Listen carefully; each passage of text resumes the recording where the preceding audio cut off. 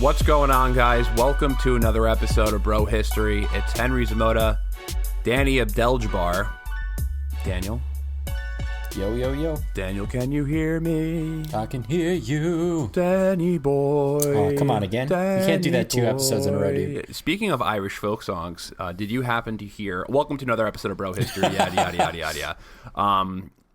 Speaking of Irish folk songs, did you see that Kurdish take on the song British Soldier Go Home? No. They changed, so some guys from the YPG. Say American Soldiers Go Go Home? You know the song British Soldiers Go Home? No, I'm not familiar with it. It's an old IRA folk song. And it's like, it's an IRA folk song, and then some Kurds, they changed the words around, so they changed the lyrics from British Soldier Go Home to Turkish Soldier Go Home. That makes sense. Yeah. It's like, you'll never beat... It's like a very classic IRA song, and they just changed the wording, the lyrics around, and it went a little viral on the internet. I'll have to check that out. You should check it out.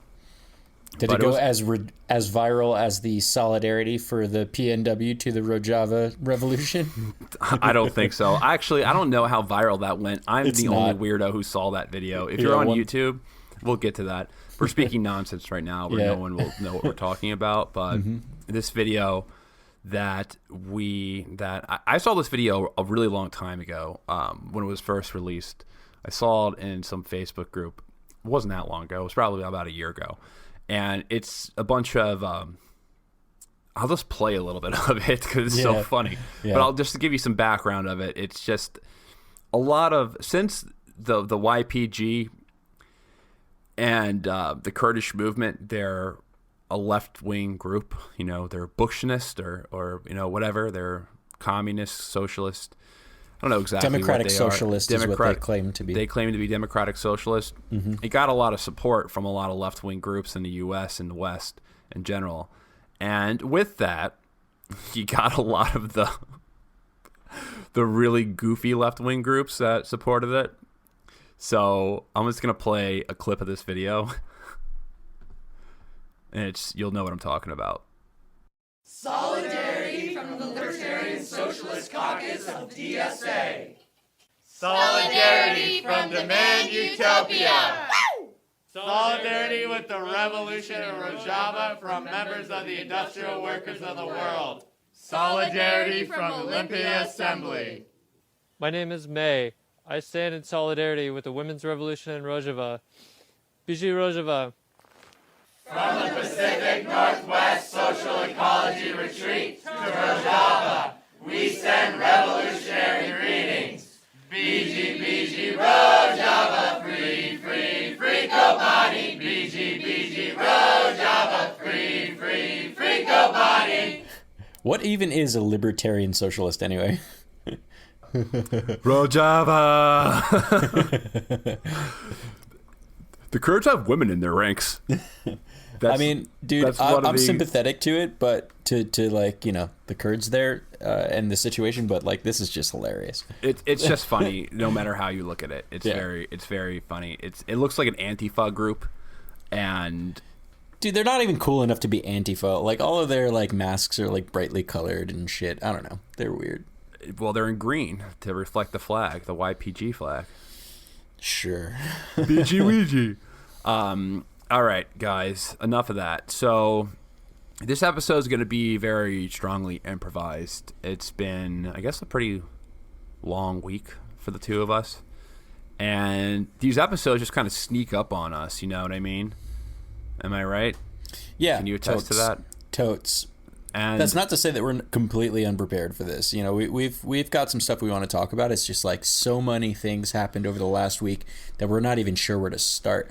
And we've been thinking about doing this one piece that we're going to get into for a minute, and we're probably not going to do it justice, but we want to squeeze all the things in, you know? Yeah, so the biggest issue or the most difficult part of doing this podcast is that we're on a weekly schedule right now, and it's, you know, for the most part, we don't really have that big of an issue keeping up with the schedule. However, you know, it's a lot of crunch time to keep up with all the topics and implementing the history and all that stuff. It gets challenging sometimes. And sometimes, right now, we're in a kind of a big shotgun of news. I don't know about the best way to describe it, but there's so many things that are going on right now between the election, of course, the final debate, right? All the smack talk that's going on between Hillary Clinton and Tulsi Gabbard is obviously big on the radar right now. That's right. We've been talking about proceedings going on right now. The impeachment proceedings that are going on right now. Julian Assange. What's going on with him? How they're going to be, I guess, extraditing him to the U.S. I haven't even had time to really keep up with that story. Seriously, but we got a revolution in Lebanon that, as you pointed out, looks like a Puerto Rican Day Parade. Yes, there's protest in Lebanon right now. I don't know if I would call it a revolution. But yeah, I misspoke, but still, they're in Lebanon. They're protesting, I guess, attacks on the WhatsApp app. The WhatsApp. WhatsApp app? Is WhatsApp app? Shows how much you use it, right? Obviously, there's everything that's going on in Saudi Arabia with the Houthis and the Sauds, where, I mean, we spoke about that, I guess, on 3 consecutive episodes, and now we're going on a 3rd consecutive episode of talking about this thing that's going on in Syria, meaning AKA the ceasefire that is coming to an end, or that it has come to an end, the fake ceasefire, I guess, in reality. And then also in Iraq, there's a bunch of shit going on. Iraq has demanded that U.S. troops leave, and from what I've read, they will be leaving if they haven't left already. The U.S. troops that were in Syria that went to Iraq are now going to be leaving. Yep, they got to go. They got to go. Basically, they shifted the troops from Saudi Arabia. There's so many fucking places. Fucking places. They shifted the troops that were in Syria that went to Iraq, and Iraq was like, you didn't tell us that you were going to be bringing no soldiers here, and like they can't stay here. And now they're going to be coming home, but who knows where they're going to go, if they're going to be going to Saudi Arabia. Probably end up Saudi Arabia, yeah. Probably going to end up in Saudi Arabia. So there's that, and then we haven't even talked about the Ukraine, the Joe Biden stuff, creepy Joe. Yep. Joe Biden's cokehead son. So I'm at a loss right now. Like what the hell do we talk about? So I guess we begin. So we're going to begin talking about something completely unrelated. So we're going to be talking about Breath of the Wild scenarios in the upcoming. We're going to just do a different show. A completely different show. We're going to talk about video games. We're going to talk about a game today too, so that's not completely off topic. But let's just pick up where we last left, really. The last episode of Bro History, we were talking about, I guess I would describe it as a mini debate, or maybe not so much as a debate, but just a discussion with some conflicting viewpoints on the right of the Kurds to create their own state, and if the U.S. was right to pull out as fast as they did from northeastern Syria. So we can pick up right there, because there has been updates. There hasn't been huge updates, but there has been some updates. And I guess the first one to talk about would be that there's been a ceasefire, but the ceasefire ends today, which is Tuesday, right? It ended at 3 p.m. on Tuesday, and we're recording now at like 9:30, so it's over. So it's over, but from what we've both seen, there really wasn't too much of a ceasefire, right? Nope. Like within hours of the first ceasefire, Turkish forces were still opening fire, so that didn't happen. So it didn't really happen. And then there was reports of them using white phosphorus. Yep. So I read a bit about that, and evidently they dropped some white phosphorus on a city, and I'm trying to remember which exact town it was. Let me see if I can pull it up real fast. But in any case, they did so, and it killed a bunch of people, including majority of like women and children and shit. And it's hard for me to talk about white phosphorus because like fucking we use it, certain elements of separatists in Syria used it. And it's like pointing fingers at this point, like pot calling the kettle black. But I think something that we both can agree on is that the use of white phosphorus in general in any situation is fucking wrong. And yeah, so they did that. Well, here's the thing. So, yeah, you pointed out that we used it. So, the Kurds actually, the SDF used it, I think, back in April. They used it in this town, that was like kind of an ISIS remnant in eastern Syria. Right. And there was a couple of civilians that died there, and it was kind of a news story for people who follow the war. But it's really nothing new because there was so much white phosphorus that was poured over Mosul and just other cities that the U.S. was either leading a siege or backing the militia groups that were taking back the city from ISIS, and there was a lot of white phosphorus that was used. But the thing about white phosphorus is, it's a deadly weapon. It's a deadly weapon. It's banned in a lot of different circumstances, but there's a lot of these kind of weird nuanced laws with white phosphorus munitions. And the reason why is because technically white phosphorus is used as an illumination tool. So it's not necessarily used as a chemical weapon or a weapon, even though it is. And there's like really deadly side effects. So, like, for example, if you breathe in white phosphorus, your lungs blister. You know what I mean? Right. Like it's like worse than vaping, you know? Yeah, it's worse than vaping. Your lungs blister, your skin burns. It's a nasty thing if it gets on you. But since there's kind of a loophole where you can use it for like illumination purposes, meaning that if you're going to light up a village, if you're going to be moving troops around or something like that, then I guess technically it's allowed in some cases. Honestly, I don't know the exact international law on white phosphorus, but the U.S. does use it. The U.S. coalition forces have been using it over the past couple of years, and Turkey used it. But I guess in this case, a lot of people died. Yeah. Now, do you have any idea like what happened there, or like what was the operation? A lot of this shit is like, I just pulled it up again, and a lot of this shit is like really hard to tell because it's like an active war zone right now. So it's kind of hard to get like UN people over there to really start doing a lot of investigation, and it literally just happened not too long ago. So still, jury's still out on this, but do I doubt that white phosphorus was used? No, because I'm looking at the pictures of the people who got burned all over their skin. It's clearly, white phosphorus. Like, you can tell though, seen that, yeah. Like white phosphorus, you can tell by any type of video evidence or picture evidence that it's white phosphorus. You know what I mean? So it's like without a doubt, it's white phosphorus. Who used it? Why they used it? Obviously the Kurds are saying that the Turkish people did it, and I don't want to place like a narrative on this, but they were. This was in the area of Ras Al Ain, which they captured.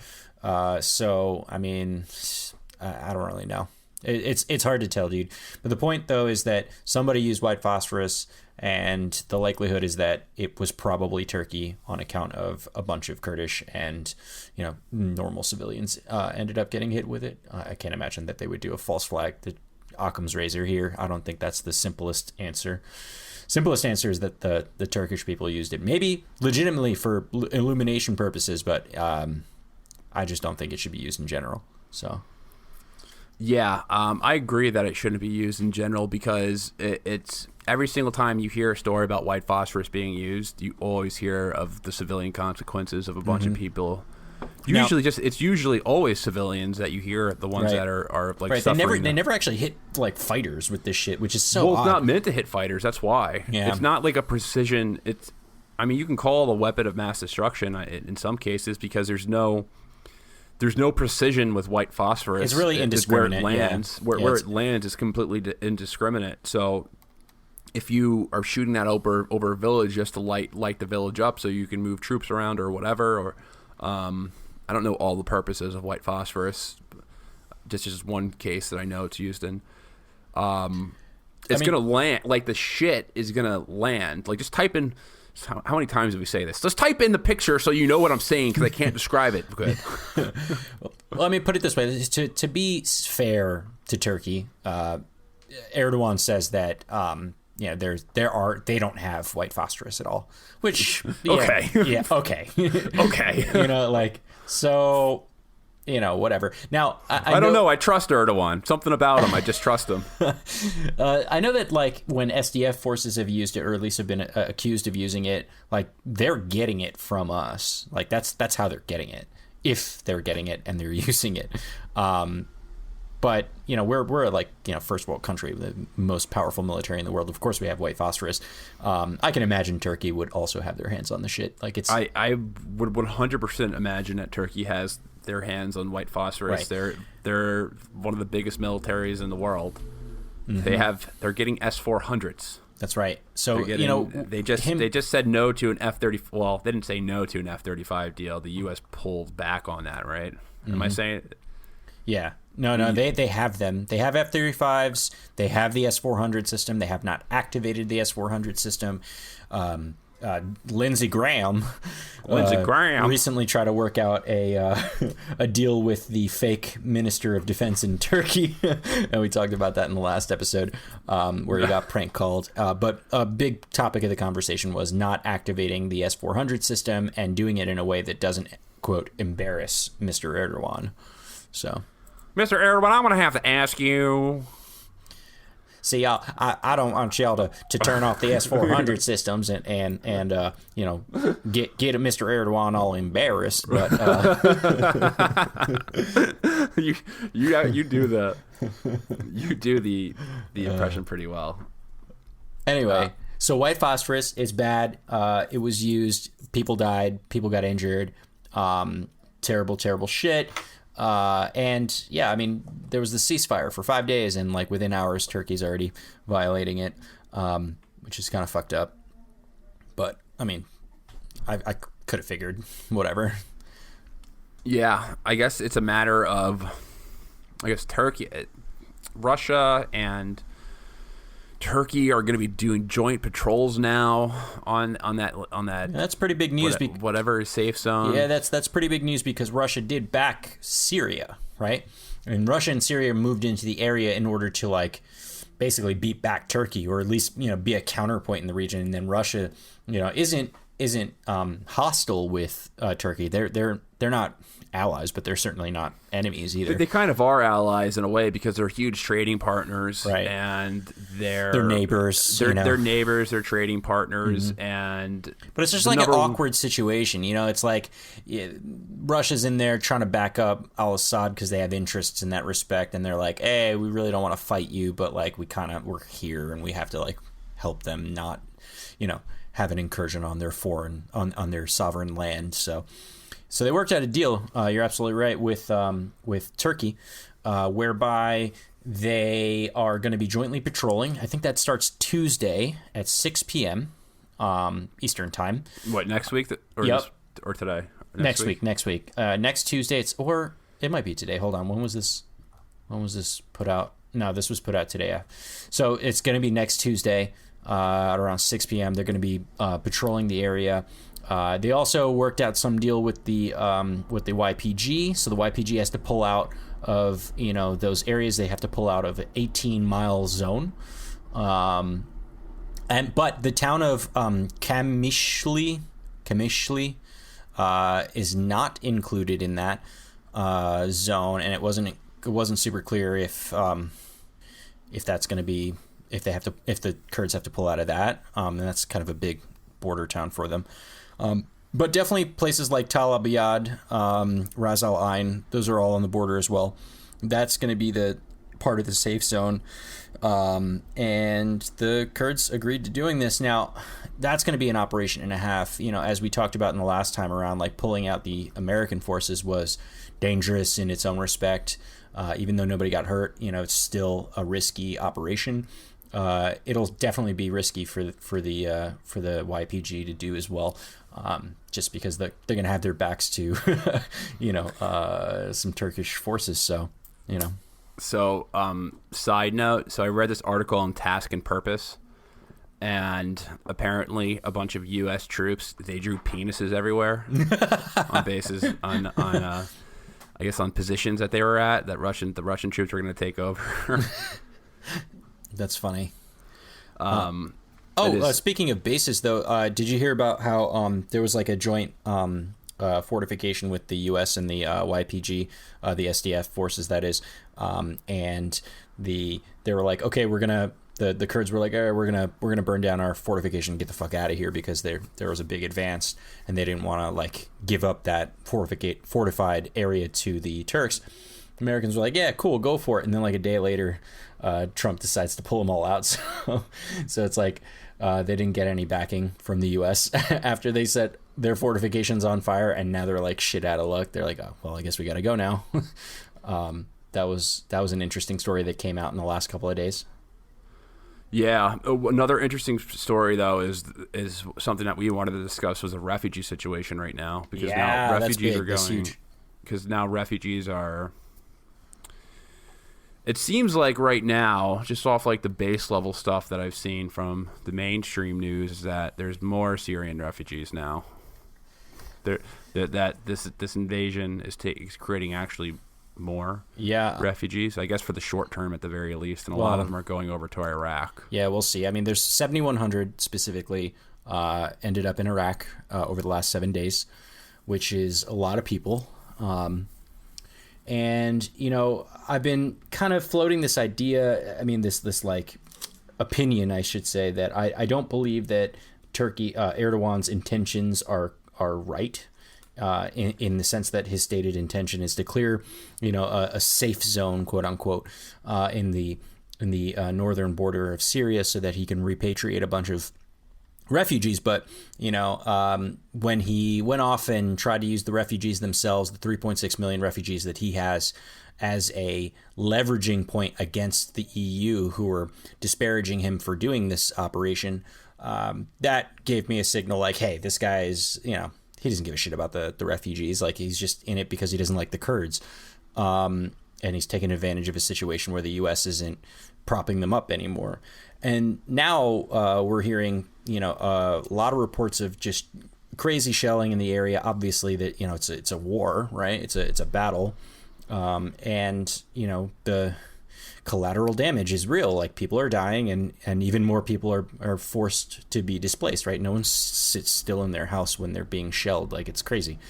So 7,100 go to Iraq, and it's just fucking ironic and counterintuitive for you to say, I'm gonna create the safe zone so that I can repatriate a bunch of refugees, but in the process I'm also gonna create a bunch of refugees.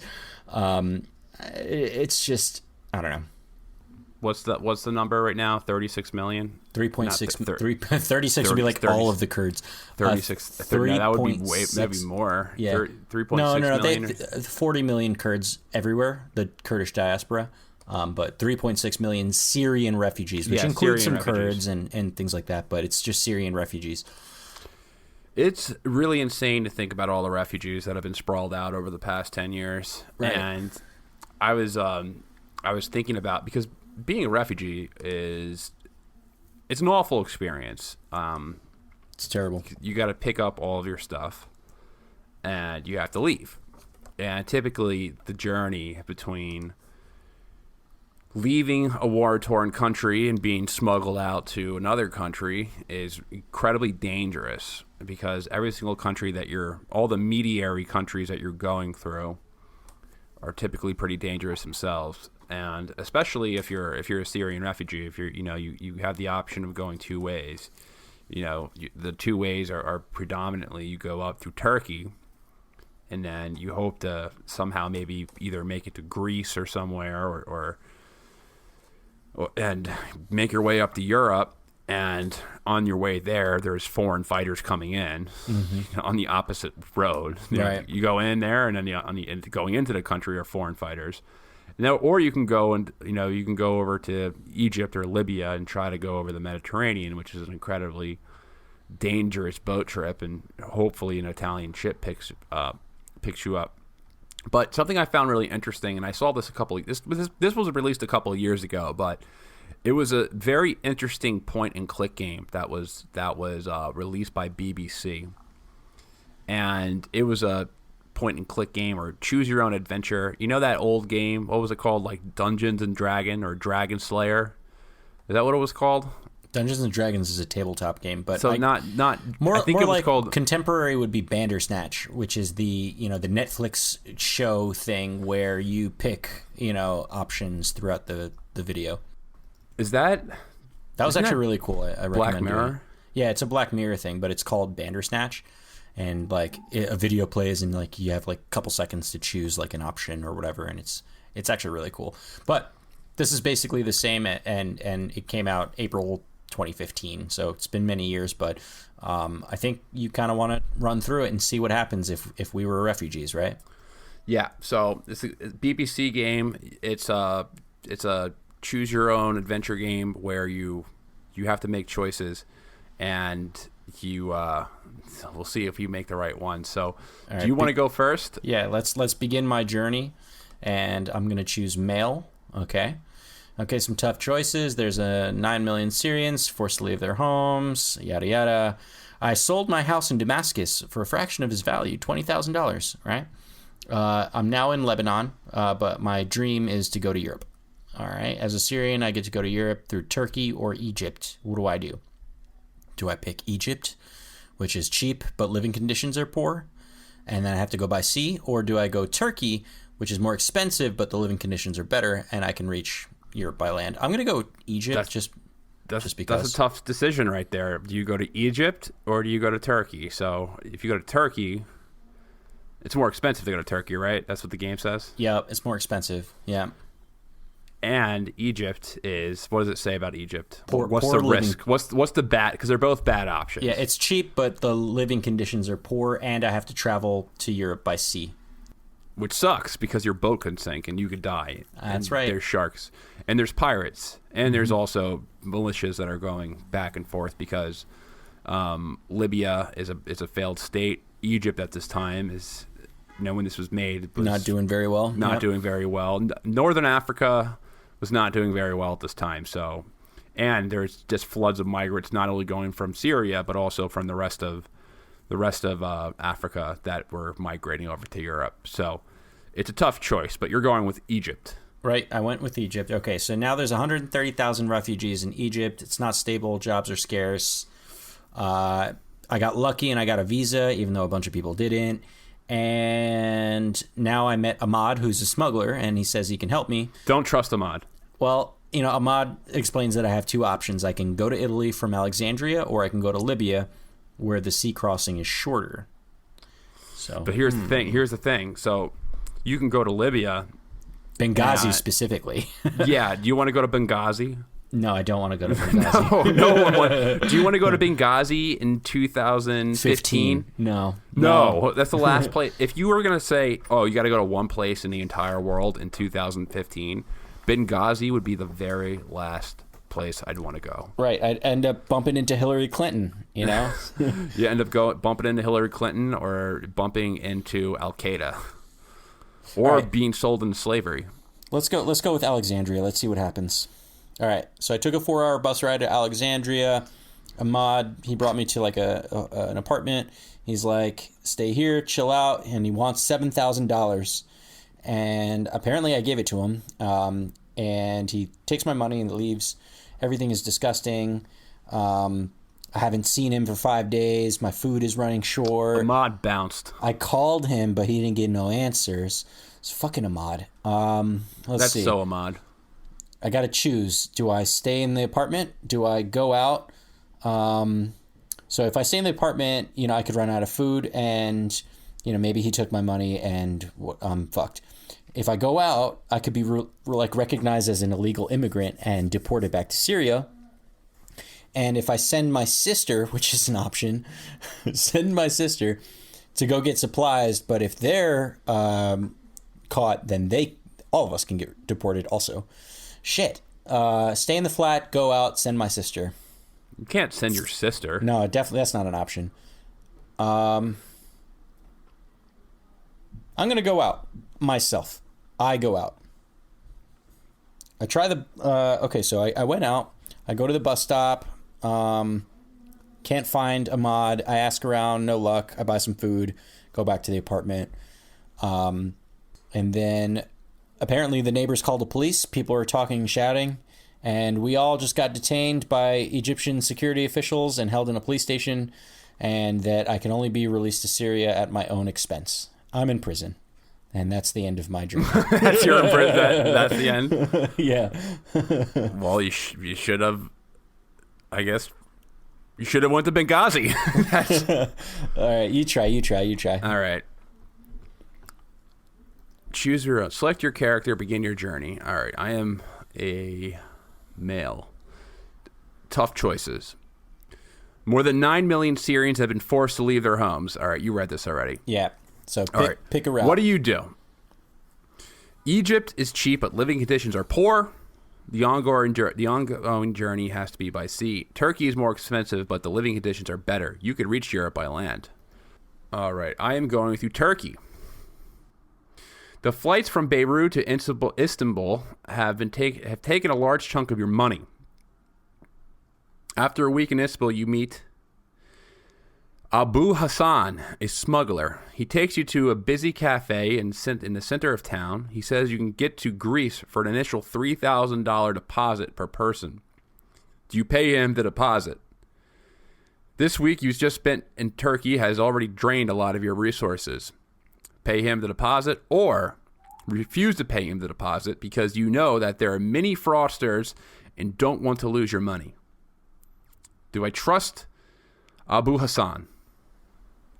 I don't know. I trusted Ahmad, and he fucked me over, so... I'm not going to trust this asshole. Okay, so you're refusing. You don't pay Abu Hassan the deposit because you don't trust him. Yeah, don't trust Abu. If he's anything like Ahmad, you decide to involve a well-known middleman who has an established office in Istanbul. Abu Hassan agrees to take money from the middleman after you arrive in Greece. Why is Abu Hassan still in the picture? I said I don't want to trust him. Abu Hassan agrees to take the money from the middleman after you arrive in Greece. You now have a choice. You could pay $7,500 per person and travel by land via Edirne or via Edirne, or pay $5,000 per person and go by sea via Izmir. Traveling by sea is very risky. Boats capsize all the time, but there's less of a chance of getting caught. Land may be less risky, but there are many routes, but you're more likely to get caught. I'm going to go by sea. Okay. One of Abu Hassan's men take you and your family to a small boat. About 300 people are on board. After a long day at sea, the boat's engine stops working. Fuck. The driver has a satellite phone, but the battery is running low. It's only going to make one call. Just one call. One call. Who do you call, the Coast Guards or the smuggler? The Coast Guards might rescue you. You've heard stories of Greek Coast Guards pushing boats back to Turkish waters. The smuggler in Turkey might be able to get a boat to come and find you, but he might not care and may do nothing. Or he may rape me. Should I go with the Coast Guards or the smuggler? I don't know, man. This is your journey. My journey. I'm going to go with the smuggler. All right. After taking coordinates, the smuggler promises he will come and help. He never appears. Several hours pass with you at sea. All hope now seems lost. In the distance, you see a ship. You're afraid, but as it approaches, you realize it's a Greek commercial ship. They rescue you, and you're all taken to Greece. Okay. Hooray. So hooray, I'm taken to Greece. Is there anything next, or are we in Greece and we're done? I'm in Greece and I'm done. So I made it. I would be able to survive this. You wouldn't. Nope. That's the moral of the story. I'm in jail. I'm the one who would make the fast twitch decisions to get myself out of Syria and into Europe. You would be in jail. This is not meant to be funny, but it's just an interesting game that I thought was pretty cool. And I think it highlights like the struggles that the refugees have to go into, and that it really underscores what's going on right now in Syria, particularly around Erdogan's charge of trying to repatriate a lot of these people. Because while on the one hand, on the face value, if that's what he's doing, this is great. These people have to go through a lot just to survive throughout the Syrian civil war. In other countries, especially as we learn Turkey's very expensive for them. But if the intentions aren't correct and he's creating more refugees as we're seeing now, he's just putting a lot of people through this game again. So A little highlight there. That was interesting. It was interesting. Now, let's switch topics. I want to bring this back to some domestic politics, and then we're going to go into the Q&A. Sure. And we got some interesting questions over the past couple of days, so we want to read them out loud. But before we get started, I wanted to talk about the fight that's going on, the battle for the American soul, the battle for the DNC that's going on between the old blood and the new blood, between Killary, Rodham Clinton, and Tulsi Gabbard. Now, if you guys heard, which you probably have, that Hillary called Tulsi a Russian asset. She was on a podcast, and I'd invite her to come on this show and talk that nonsense.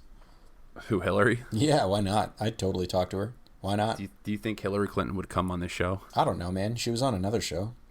Yeah, but she's not going to come on this show. Well, she won't come if you have that kind of attitude. What show? She's not. She's never going to come on the show after the things that I've said about Hillary Clinton would probably. She would not come on the show. I don't know even how it would get to her. We'd have more of a chance of getting Tulsi Gabbard on. We'd have more of a chance of getting Lindsey Graham on. We'd have more of a... Just hey, call Lindsey. him up. Hey, Lindsey. Hey, Lindsey. This is a show about the plight of the Syrian Kurds and about protecting Israel. He'd be like, well, when can I be on? Can I call in right now? Yeah. Oh, hey, boys. Is this being funded by Lockheed Martin? Why, yes, it is. Speaking of funding. Lockheed Martin. All the seed money of this podcast comes directly from Lockheed. Oh, great. Speaking of our funders, I think we should probably drop that before we forget. Yeah. Speaking of sex, guys, let's talk about sex. Sex. Good sex. Yeah. Yeah. Guys, now you can increase your performance and get that extra confidence in bed. Listen up, BlueChew.com, that's blue like the color blue. Blue Chew brings you the first chewable with the same FDA-approved active ingredients as Viagra and Cialis. So you know they work. You can take them anytime, day or night, even on a full stomach, and since they're chewable, they work up to twice as fast as a pill. So you could be whenever that opportunity arises. Oh, yeah. Because that opportunity arises like 50 times a day for most of us, right? Yep. It doesn't. So when that opportunity does arrive, you better get the most out of it. Be prepared. Be prepared, because you never know when it's going to happen. You could be at the library, and that pretty girl with glasses who's studying to get into law school. You finally get the courage to talk to her. And you go out to coffee, and you hit it off really well. And, she tells you her life story, and you tell her your fears and your ambitions and what you want to do, and you both connect, and you fall madly in love. And then when you finally decide that you're ready to move your relationship on to the next step, and you undress yourself and start getting to it, and you get nervous because you're like, oh my God, this girl is so pretty. She's so pretty. I don't know what to do. And then you go flat and you start making excuses. You're like, hey, I'm just so messed up right now in the head. Like, this stuff going on in Syria right now. I just the Syrian refugees. I just can't stop thinking about them. I just can't stop thinking about Erdogan, that son of a bitch. And then you distract it.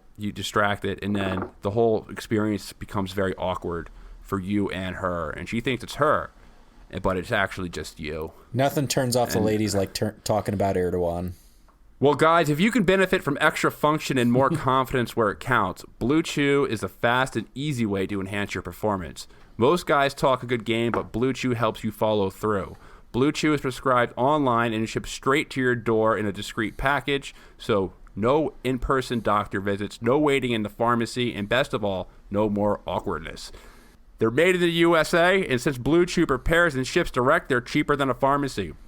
Right now, we got a special deal for our listeners. Visit BlueChew.com and get your first shipment free when you use our special promo code BRO. It's B-R-O. Just pay $5 shipping. Again, that's BLUE Chew.com, promo code BRO. Try it free. Blue Chew is the better, cheaper, faster choice, and we thank them for sponsoring this podcast. Thank you, Blue Chew, and thank you for reminding me. You're welcome. Thank you, Danny. So we were talking about Hillary Clinton and how she goes on a podcast. She goes on a podcast, and she calls Tulsi Gabbard a Russian asset. Like, what else is new? We're Russian assets, right? No. Are you? We are Russian assets. If you're getting that Russian money, you got to cut me in on that shit. Dude, I don't want that Russian money. There's way better money you can get than that Russian money. The Russian money, believe me, those people at RT TV don't make that much money. No, not really. The people at Fox don't make that much money.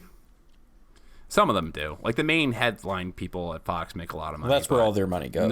That's where the money is very discriminate. Like it goes to Tucker and Sean Hannity and who's ever in the primetime slots. But the other people, the contributors, they're not making money. The people at MSNBC and CNN are...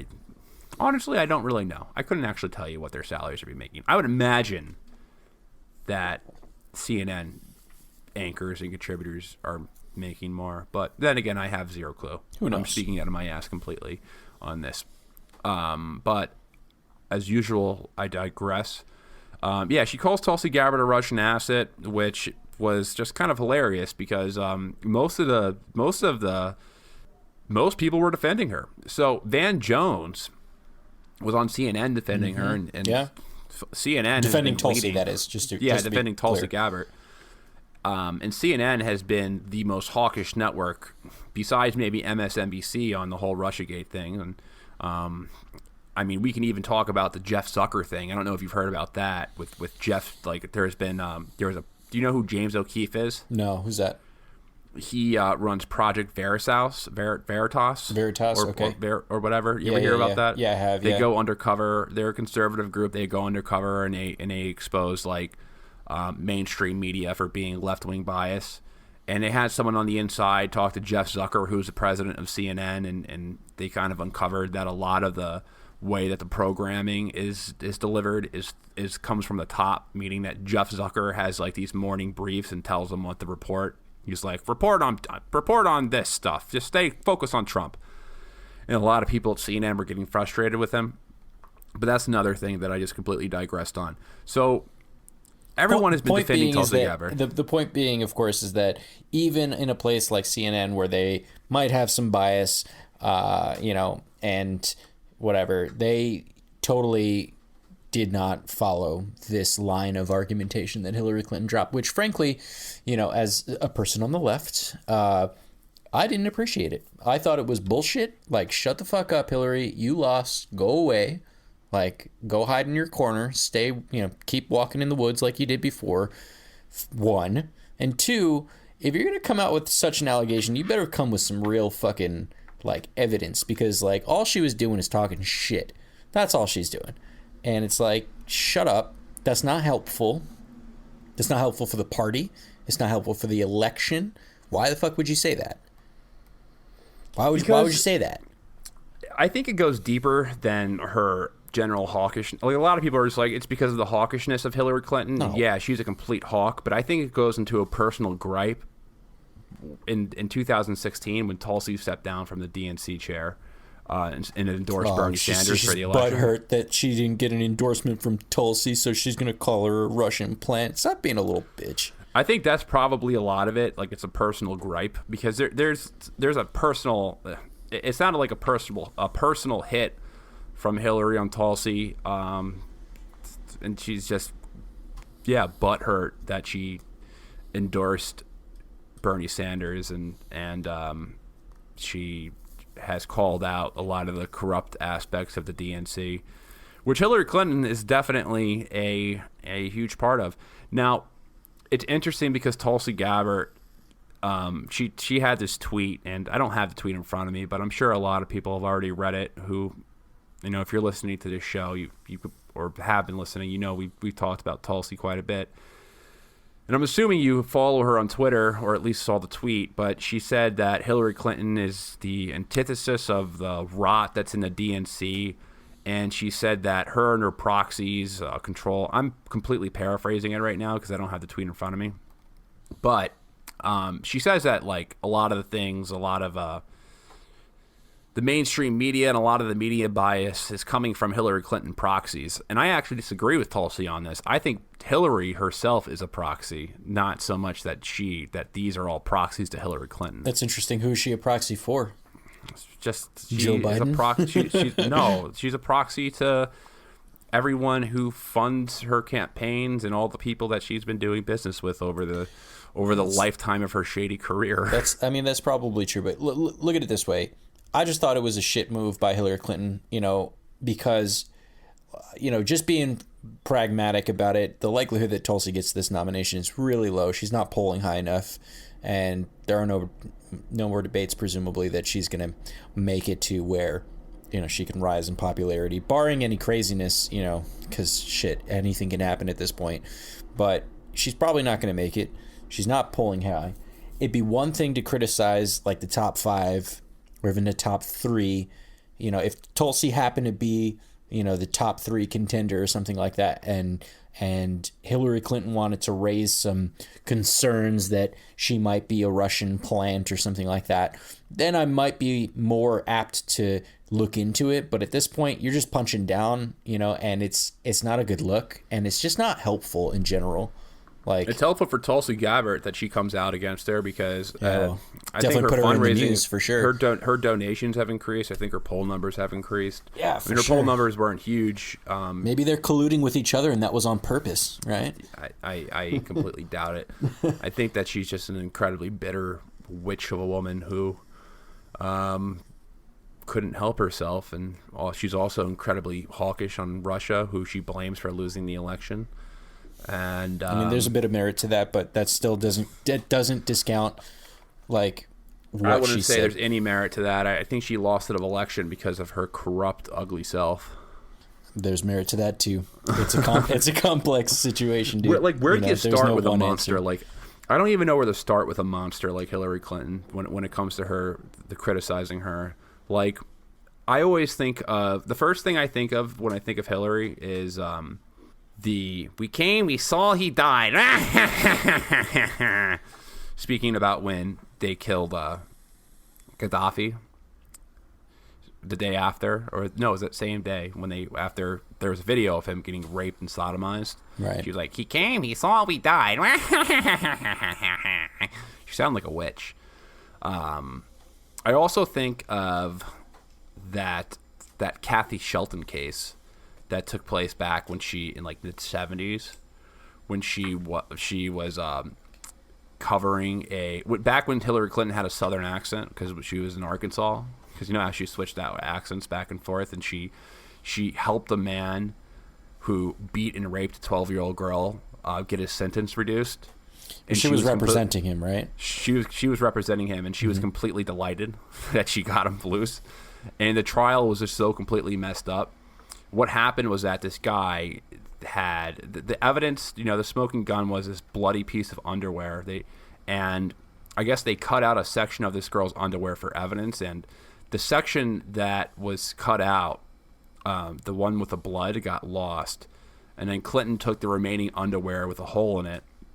So not the section with the blood in it, and she got that tested for the DNA test to match his DNA on the underwear. And it came out negative. Like, it didn't come out with his DNA because it took out, they cut out the piece with the blood. And I don't know how they lost that section of the underwear. I mean, that should have been a mistrial from the beginning after that was lost. She was being interviewed, and she was like delighted about this because she found like this clever way to get this guy off this case. And it was insane. Like, that's like the first thing I think about her, and then I just think about all the other gross kind of things that she's said and that she's done and that she's been involved in U.S. foreign policy. Like, the email scandals are the last thing I think of. I don't give a damn about her emails. I don't give a damn about emails. We came to talk about policy. I always think about like the I do think about Bernie getting fucked over, though, because that was huge. Yeah. That was insane that they completely screwed Bernie Sanders over.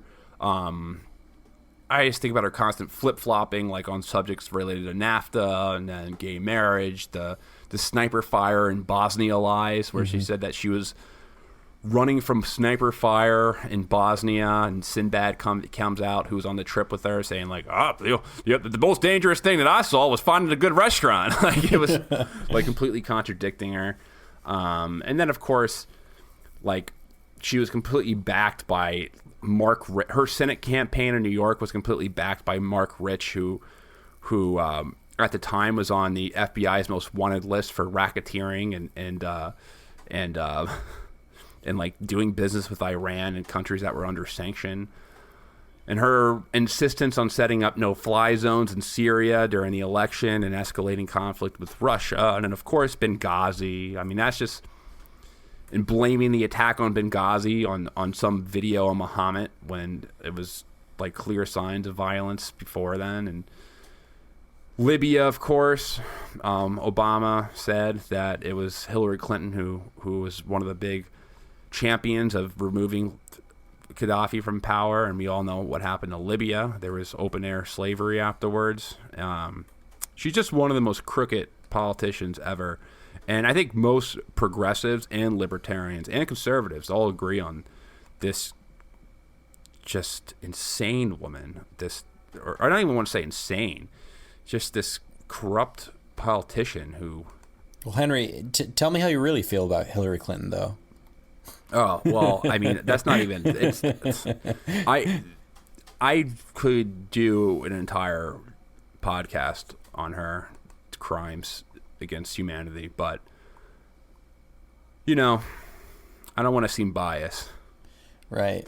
And I mean, just like... I don't like Hillary Clinton, if you get it. Just coming back to, like, the topic at hand, again, guy coming from the left, like, what you say has, like, the evidence that you've proposed right here, you know,